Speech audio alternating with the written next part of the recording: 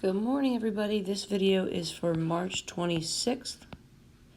Tomorrow's E-Day, in case you're listening to it today. And it is the beginning of 5.6, which is also the beginning of the end of Chapter 5. So we'll be coming to a close with Chapter 5, but we will not be having a Chapter 5 test. Your final assessment in Chapter 5, final assessment for Quarter 3, is a Section 5.5 and 5.6 quiz that we will be ready to take at the very end of next week before we go into spring break. So 5.6 day 1 has us undoing or anti-deriving the chain rule. So if you remember that the chain rule back in chapter 3 was the process of deriving a composition function. So we always had to identify the inside and the outside. And if you remember, if I were to derive these, I would derive the outer, keep inner,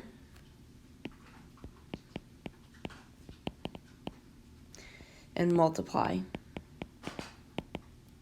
by inside prime. Right, that was the chain rule for the derivative direction. So if I do this for the antiderivative direction, some of these key words, derive, I actually did something there. Keep, I didn't do anything, so I don't want to undo anything. And multiply. Those are the two words that I can change for the antiderivative direction, so to speak. So if I was going to antiderive or integrate with a chain rule, which we'll get to in a few minutes, I would integrate outer, or antiderive is the same thing, keep inner, and I essentially have to divide out that inside prime. So remember, we did that linear chain rule in the beginning of chapter 5, right? And we would just divide by that constant. So that only worked if the inside was like kx plus b, something linear, because the derivative of something linear is a number. Here, we're going to be able to antiderive any type of function. Most of these examples will not have limits of integration. So last section, I taught you how to Math 9. I taught you to use the graphing calculator. It made it a lot easier. This section, I'm really teaching you, I'm going back to hand. You need to be able to do these indefinitely, right? No limits of integration would be the goal. If you're given limits of integration, of course, you're going to just put it in the calculator at this point. That's expected. And I would do the same thing. Okay, so quick warm up here. What's the derivative of each function? So sine derived to cosine of x squared, and we would multiply by 2x, right? Sine derives to cosine of x plus x cubed, and we would multiply by 1 plus 3x squared. So now, the first couple of problems, I believe I even used these, we're going to start with something that looks like our answer does here, and we're going to go in the reverse direction. Can we get back to sine of x squared? So can we antiderive or integrate the outside, keep the inside, and cancel out, divide out inside prime? Okay. All right, so let's see what that looks like. Okay, I'm not going to review any of those. I'm just going to move right into the notes. Okay, so as always, I'm sorry, ignore that. Having it in math form makes it look a little bit more complicated. So what it's saying is we have the integral symbol of a composition where we have outer, f, inner, u, and then we have inner prime. And the dx has to be there. So in terms of the notation, little f became big F, right? We went from a derivative to an original. We anti-derived the outer. We kept the inner, and we divided out the inner prime. It's gone. And we remember to add c. Okay, so how do we go about doing this? Well, the steps down here will help us out. And they're going to be on each of the next pages. So we're first going to determine what is our u, what's our inside. So usually, and 99% of the time it'll be obvious, it'll be inside of parentheses, or it'll be the denominator, it'll be something like that. Once we determine what our u is, we actually derive it or differentiate it. Right? We have a dx, we need to rewrite this. Our job is to take something that is pretty complicated looking and turn it into a single function. We're kind of removing that inside with side work. So our job is to rewrite the entire integral with respect to u and remove all of the x's from it. Once we do that, then it's an easier problem that we can integrate, and our final answer, we would substitute the x terms back in. All right, so what does all of that mean? So here's actually one of our warm-ups, right? Integral of 2x cosine of x squared dx. Sometimes they're obvious enough to say, oh, I can just kind of reverse that in my head, but that's most likely true because you just did that as a warm-up, and because there's also no extra pieces here. So early on, yes, they'll be a little bit more basic. They will get a little bit more complicated, but follow the process for me. So choose a function for u, usually the inside function. So x squared is inside of parentheses, or inside of the cosine. So u equals x squared. I'm going to derive both sides of that equal sign with respect to the variable that's there. So u would go to 1 du. X squared would go to 2x dx. The du and the dx is notation saying I derived that corresponding variable. Okay, that notation is important. Now, our next step, it's sort of like a puzzle. We need to swap out or substitute every x term for an identical u term. Okay, so what do I mean by that? Well, we picked x squared to equal u. So that is something that I can obviously replace right away. So cosine u. Then when I derived, my du is exactly equal to 2x dx. Those are the remaining two pieces. It doesn't matter that they're split up. This entire integral is technically attached with multiplication inside, so you can move those things around and change the order as you so choose. The only part that I wouldn't be able to change would be the cosine of x squared. Those are attached. Okay, so since 2x dx equals exactly du, traditionally we'll put the du at the end, and I have rewritten my integral, so I don't actually need the space that I had left there. Doesn't matter, but I'll put it a little bit closer so we're not thinking we're missing something. So the integral that we started with is equivalent to the integral that we've rewritten. And now we have a single rule to deal with. We know that the antiderivative, or the integral of cosine, is sine. So it's sine u plus c.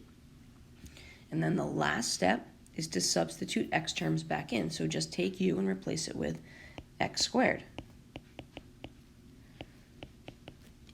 So as always in this chapter, because we've done a good job of learning the derivative back in the beginning of the year, we could take this answer and derive it to confirm that it matches what we started with.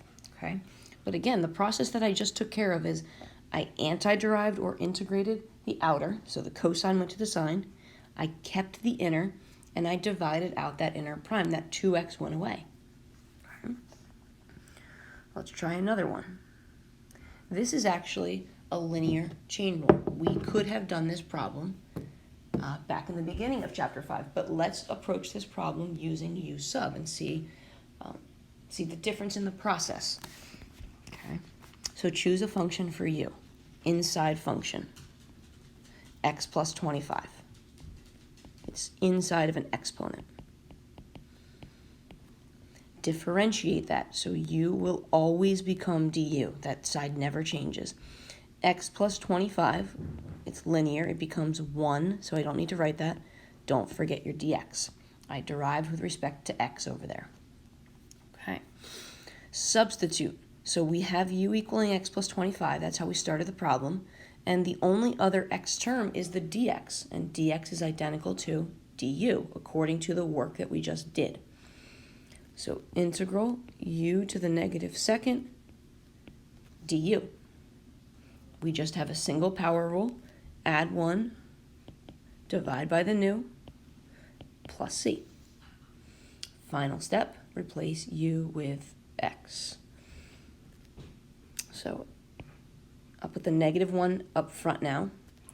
X plus 25 to the negative first power plus c. Okay, so this linear chain rule didn't even show because the inside prime is just 1, so there's really nothing to divide out here.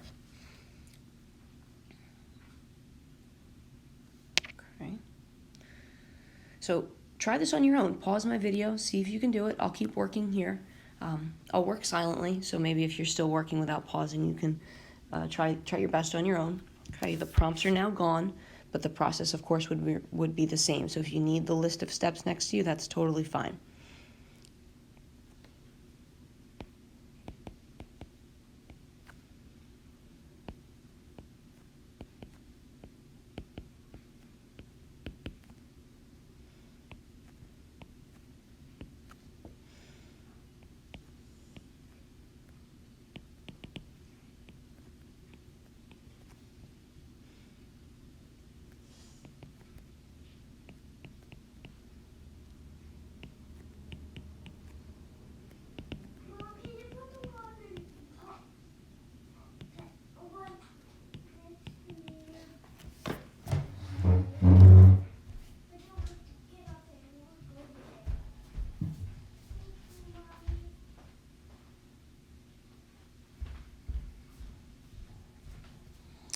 Okay, so you should get an answer of negative cosine of x cubed plus c.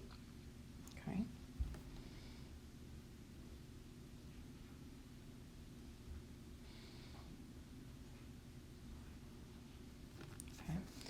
So this is actually back to a linear chain. I will do this one because now you'll be able to see, right? The linear chain rule said integrate the outer, keep the inner, and divide by that k, divide by 7. So we should see a 1/7 in our final answer. And let's see what that looks like using u substitution. So inside u is 7 theta plus 5. du is then 7 d theta.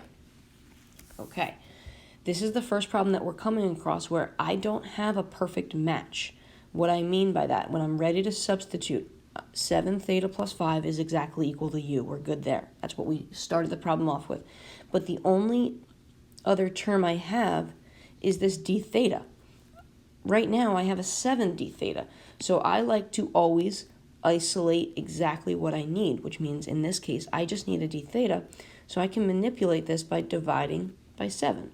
So now 1/7 du, there's that 1/7 I was just referring to, is equal to d theta. So I can do a direct substitution.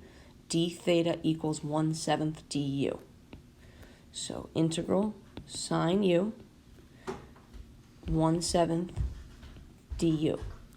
This can be rewritten. The order that you put this in doesn't matter. You can put the 1/7 in front of the sign. You could even put the 1/7 all the way in front of the integral. Remember that constants are allowed to come out. Okay.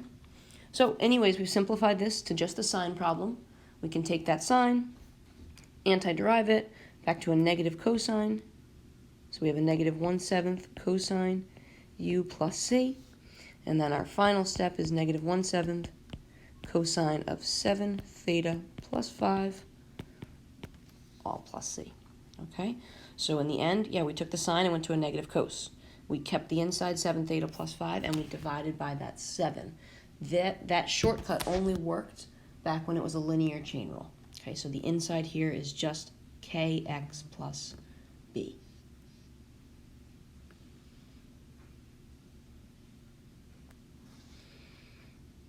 Okay. This is another linear chain rule one. So let's take a look at it. U is going to be the exponent, as it was back in the derivative chapter, right? The inside is always the exponent. Du is negative 9 dt. Pause, look for the pieces that you need. I have the negative 9t with the u. All I need is a dt. I don't want the negative 9, so then I can divide by negative 9 to isolate my dt. So now these are the two lines that I actually want to use for substitution. So integral, I like to put the coefficient in front of the function. You don't have to, but it looks neater. I took out the dt and I replaced it with a negative 1/9 and a du. I just split them apart because it's all multiplication there. Now I can integrate e to the u remains e to the u plus c. Put your negative 9t back in.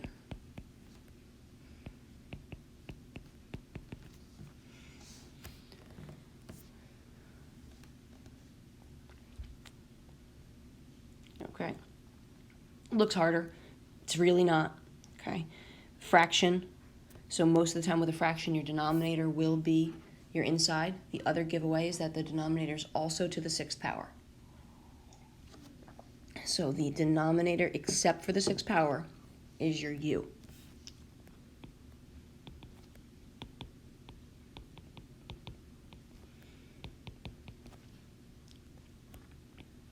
So then du is 3x squared plus 6x dx. Okay, so I'm going to rewrite part of it because I do know that my denominator is now just u to the 6th. My numerator is really close to that, right? I have an x squared plus 2x dx. But over here, I have a 3x squared plus 6x dx. I can divide by a 3. So 1/3 du equals x squared plus 2x dx. Now I have a perfect match for my numerator. Okay, so as always, before I actually integrate, I always want to rewrite, whether I have a radical or an exponent in the denominator, I want to rewrite it as a negative exponent. So this is 1/3 u to the negative 6th du. And now I just have a power rule. So 1/3 u to the negative 5th divide by negative 5 plus c. So I have a negative 1/15 x cubed plus 3x squared plus 12 to the negative 5th power plus a c.